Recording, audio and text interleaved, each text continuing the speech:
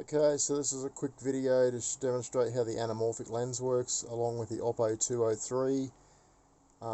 Projector's a JVC X7000. I'm running it now with the lights on just so that you can see the whole screen. Let's start with the scaling, which I do in the OPPO. I don't bother with the projector scaling. In fact, I find that it's quicker and easier if it wish this camera would focus. If it just to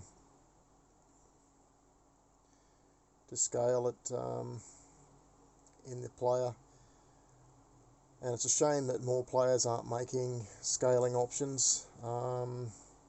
It's not hard for them to implement 21:9 mode. So right now we're in a 16:9 mode. Essentially, it generates bars at the sides. As you can see, this is an IMAX scene, so yeah, it's going to be 16:9 in the scope frame. It's a little bit wider than 16:9. It's like 1.85 or something. So I'm just going to let it run like that for a second. It doesn't really matter, I can just do it anyway. So what you notice is they don't actually place any storytelling material in frame when it's in scope. In the cinema, this movie would have been seen as CinemaScope regardless. It's only the IMAX things that they do the dual aspect ratios.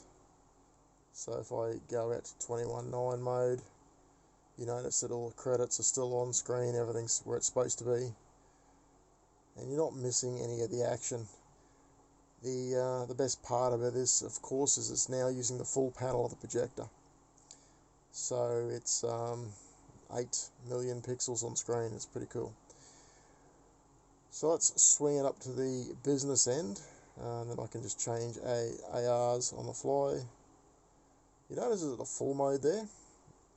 So that's scale mode, full mode. If they ever introduce true anamorphic video, that's what you'll use the full mode for, because it will actually be presented as a squeezed image on the disc, and then you'll just use full mode, and then the optics of the anamorphic will stretch it out, do what it's supposed to do. So where are we? 21:9. I'll just go back to 16:9. No, full 16:9. Right. So I'm going to take a look at the business end now and just try and show you what's going on up here. So my anamorphic lens mounted obviously in front of the projector. You'll notice that it is fully extended on its legs. The projector itself is inverted from this plate. I don't think I can turn my flash on. Oh, maybe I can. There we go. Okay, excuse my dust. You can see the anamorphic is mounted from that top plate. Sorry, the projector is mounted from the top plate. Anamorphic lens is on its stand on this base plate. Now what you want to do is, I'm just going to grab a piece of paper that I've just conveniently hid up here, is hopefully you'll be able to see this. I'm just going to drop this piece of paper in between the lens. I don't know if it's gonna. I'm going to show you what you need to see. I'm just going to do that again. Okay, so you can see there is what they call the ray pencil lines. So what you want to do is you want to position a piece of paper in between your optics and of your projector and your rear of the anamorphic, and then you want to slide the anamorphic left or right so that is centered. Now what you've got to remember with an anamorphic is it's like a zoom lens that magnifies in one direction only. So think of it as X is horizontal, Y is vertical. Vertically on the Y axis it really doesn't matter as long as it's not clipping the case, but on the X axis it really needs to be perfectly centered. before you do any astigmatism adjustments. So play around with that, because it can be tricky.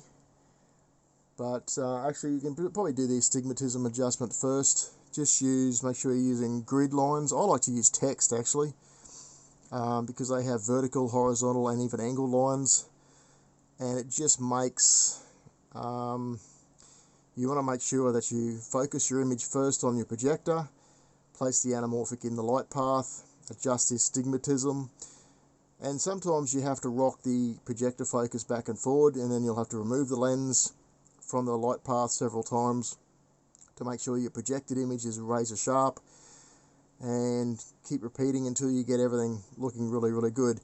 You will notice there's a point, particularly end of credit text is really, really useful for this, where you can watch the image scrolling up, and you want to have uniform sharpness. You don't want to see it getting sharper or losing focus at any point in its travel.